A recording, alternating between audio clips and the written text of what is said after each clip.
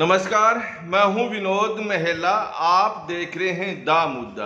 याद कीजिए 23 जून को अंतर्राष्ट्रीय पहलवान योगेश्वर दत्त सोशल मीडिया पर लाइव आए थे और उन्होंने कहा था कि एक समाचार पत्र में खबर छपी है, जो खिलाड़ी जंतर मंतर पर बैठे हैं, आगे जो एशियन गेम है उसके लिए इन 6 के 6 खिलाड़ियों को ट्रायल में छूट दी जाएगी। जब योगेश्वर दत्त ने लाइव आकर यह अपनी बात कही तो मिनटों बाद, चाहे अंतर्राष्ट्रीय खिलाड़ी विनेश फोगाट हो या फिर उनके रिश्तेदार अंतर्राष्ट्रीय खिलाड़ी बजरंग पूनिया हो, दोनों मैदान में आ गए थे।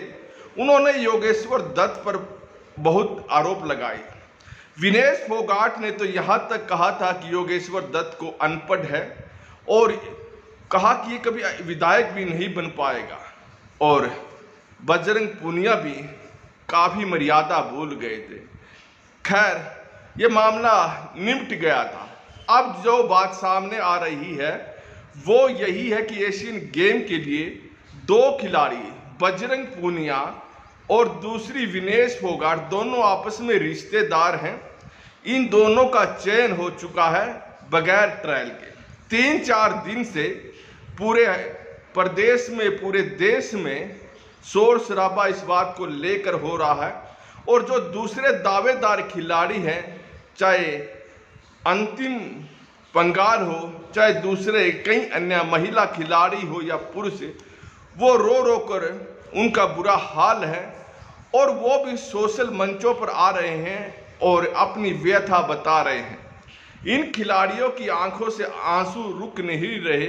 इनका कहना है कि बजरंग पूनिया और विनेश फोगाट का चयन सीधे क्यों, जबकि एशियन गेम में 18 कुश्ती के खिलाड़ी जाएंगे, 16 का चयन ट्रायल से हो रहा है और इन दोनों का बगैर ट्रायल क्यों हो रहा है। 4 दिन हो गए, लेकिन विनेश फोगाट और बजरंग पूनिया दोनों में से किसी ने अब तक चुप्पी नहीं तोड़ी है। इसका मतलब क्या है? इसका साफ मतलब है कि इन दोनों खिलाड़ियों में स्वार्थ आ चुका है और ये लोग चाहते हैं कि बगैर ट्रायल ये एशियन गेम में खेलें। लिहाजा इनके खिलाफ अब अदालत में भी मामला चला गया है और अदालत ने भारतीय कुश्ती संघ से सवाल पूछा है नोटिस भेजकर कि ऐसा क्यों किया गया।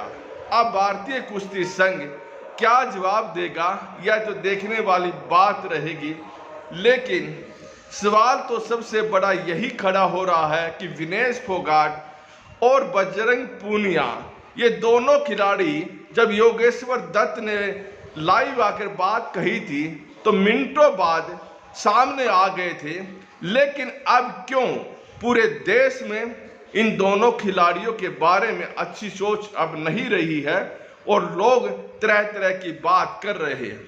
लोगों का मानना है कि जब केंद्रीय गृह मंत्री अमित शाह और केंद्रीय खेल मंत्री अनुराग ठाकुर के साथ इन खिलाड़ियों की मुलाकात हुई थी, तो अब संदेह जाहिर किया जा रहा है, क्या यौन शोषण के मामले में पीछे हटने के लिए इन खिलाड़ियों के साथ कमिटमेंट हुई थी कि आप पीछे हटिए, आपको एशियन गेम में बिना ट्रायल के भेजा जाएगा।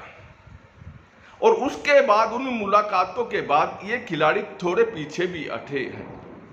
खैर, जिस तरह से इन खिलाड़ियों का चयन हुआ है उसके बाद लोगों का संदेह यह और गहरा गया है। जहां तक बात एक तीसरी खिलाड़ी है साक्षी मलिक, वो सामने जरूर आई है। साक्षी मलिक का कहना है कि 3-4 दिन से जो ये शोर मचा हुआ है वो परेशान है। उनके पास भी जो भारतीय कुश्ती संघ है उनकी तरफ से कॉल आई थी और पूछा गया था कि आप भी मेल भी भेज दीजिए, आपका चयन भी बिना किसी ट्रायल हो जाएगा। लेकिन साक्षी मलिक ने इससे इनकार कर दिया और कहा कि मैं तो ट्रायल के जरिए ही अपना चयन सुनिश्चित करना चाहूँगी, ऐसे नहीं। यह तो जो दूसरे खिलाड़ी हैं, जूनियर खिलाड़ी हैं, उनके साथ अन्याय है। साक्षी मलिक ने भी कहा कि ये जो दोनों खिलाड़ियों को चयन में छूट दी गई है तो यह तो गलत है, और जो दूसरे खिलाड़ी है उनके साथ अत्याचार है। खैर, अब यह देखने वाली बात रहेगी कि अदालत इस मामले में क्या निर्णय करती है।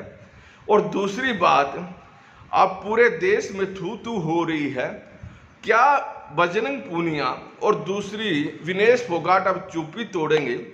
अब अगर इनका चयन भी हो जाए, अगर ये मेडल भी लेकर आ जाए, लेकिन वो बात अब बनने वाली नहीं है।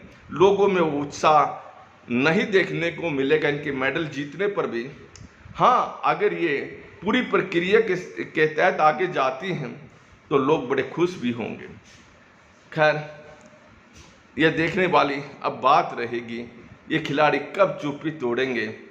अब इस चुप्पी का कोई ज़्यादा मायने भी नहीं है, क्योंकि ये रोल मॉडल बनकर उभरी थी, लेकिन अब रोल मॉडल ने अब इन्हें दूसरी नज़रों से देखा जाने लगा है।